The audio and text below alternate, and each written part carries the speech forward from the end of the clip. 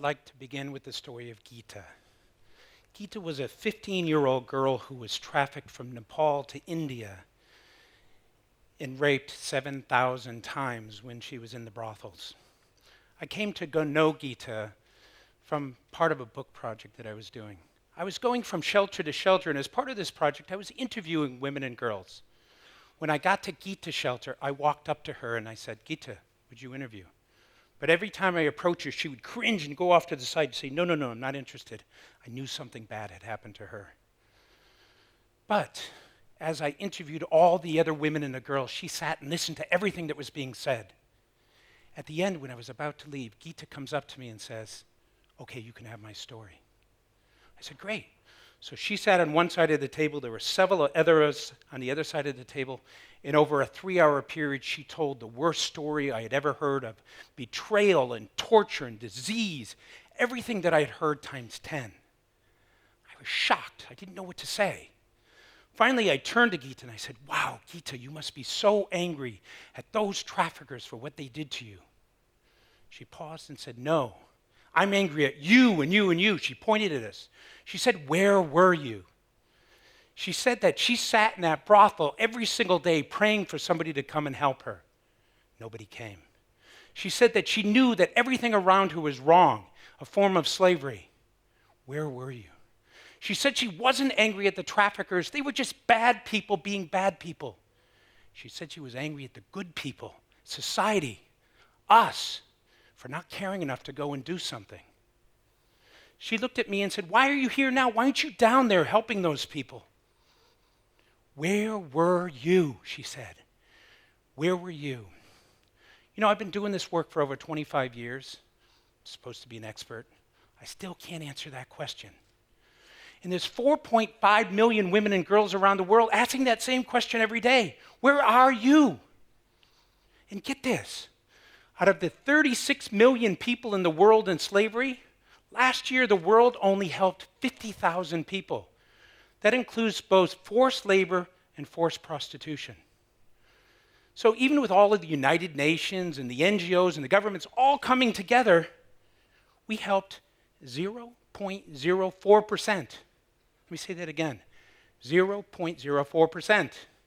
So if we double that number, if we triple that number, if we quadruple that number, it's still not going to come anywhere close to 1%. Not even close to 1%. So I think you can see from this, we have to change up the game. Something has to change. If we go down that same course, we're going to have the same outcome.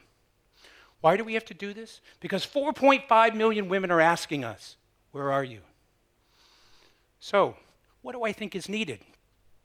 I think we need an army of ordinary people to step up and get involved.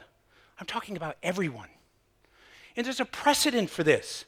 150 years ago, there was an abolitionist movement. Everyone was talking about human slavery. Everyone had an opinion. 97% of the people said this doesn't have a right to exist, and they were able to stop that 150 years ago. We need the same thing to happen now. We need everyone to step up and be a part of this process. Now, why do I think this will work? Because when I talk to people about human trafficking, they care. But it's not enough to just care. You have to actually do something. And let me explain what I mean. There's a line. I call it the hero line. On this side, you have a person who understands and knows something. On the other side, you have somebody doing something. When you're on the other side, you're doing heroic activities. You're acting. What often happens is a person hears about a situation, they come to understand, they come to care, they get right up to that line. Most people don't cross over. If we want to change the world, we got to get people across this line. Changing the world happens when we cross the line and we get people to action. That's what's needed here. So, what does it mean to be a hero? Most people think a hero is somebody who jumps in front of a bus and helps them at the last moment. Yeah, that's certainly heroic, but I have another definition. It's much more simple. A person who does a selfless act with no anticipation of getting anything in return. It's basically a kind gesture. What we're asking for is lots and lots of kind gestures adding up to heroic gestures to basically make a difference, because 4.5 women and girls are asking the question, where are you? So what has prevented us from getting over this line in the past? Well, the first thing is most people don't know about the issue. I know this because I presented to over 20,000 people last year, and I would say 10% knew even 25% of what I was talking about. If you don't know about an issue, you can't care about an issue. If you don't care about an issue, you're not going to do anything about an issue. The second thing is people say, oh, wow, it's just too sad. I can't face this. And I know this because I finished that book that I was talking about. And when they get to about page 36, I say, no, I can't read anymore. That's where the rape scene is. So here they are sitting in their living room. They have a cup of coffee. They have the AC on. All they have to do is read words on a page, and they can't do that. Imagine if you were on the receiving end of that. And imagine if you were the victim that they were reading about. We have to get over ourselves. We have to have the courage to face this, to step up and say, we are going to feel your pain. We're going to use it to motivate us to get involved. Third thing that happens is, you'll say, what am I going to do? What could I possibly do? I don't know how many times I've heard that. And to a certain extent, the counter-trafficking world has to take responsibility for never giving them an answer. We should have been more proactive of telling the average person what they can do. So what do we need to do from now? First thing we need to do is inform. And to a certain extent, you are doing that right now.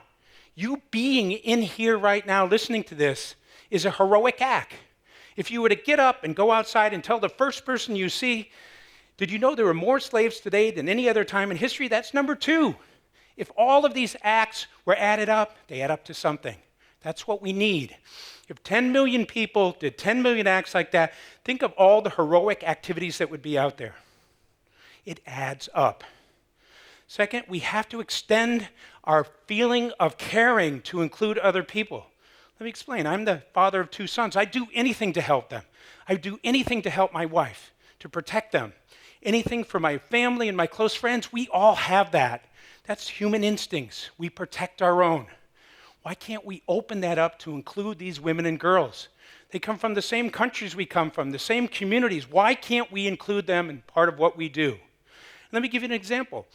What if you were to pick up the paper tomorrow and read in the South China Morning Post, 15-year-old local girl raped 7,000 times? What reaction would there be? People would be up in arms saying, oh my gosh, what do we need to do? Is she okay? Where is she? Because she's part of us. She's part of our community. We have to begin to care about these people. They belong to the same world that we do. The last thing is we have to do things. It's not enough to just think about things. We have to do things. Nike got it right when they said, just do it. Just do it. Examples, 9-year-old girl set up a lemonade stand, earned $15,000 US to help address human slavery. Mother of 2 went to the library, found there were no books on this topic, managed to get them to get these books. Father of 3 went to a motel, saw some things going on he thought was not right. Him and his daughter came up with posters for the hotline, and then all the motels in that area took it. Simple, simple things that anyone can do. 15-year-old high school student came to realize that most of the people around her did not know about human trafficking. She got 3 films, had a little film festival, 500 people benefited. And imagine what we could do with social networking. You guys are all masters of that. You know what to do. Get the information, pass it on. Get the information, pass it on. We need a multitude of people doing these types of activities. Use what you have as a human being, your skills, your procedures, what it is that you do, and apply it to this. That adds up to something quite big. Now, you might be asking what happened to Geeta. I don't know. I lost track of her. But like most of the girls that I knew at that time, I'm sure she died of HIV/AIDS. But her question didn't die. Where were you? And there's 4.5 million women and girls asking that same question every single day. So where are you?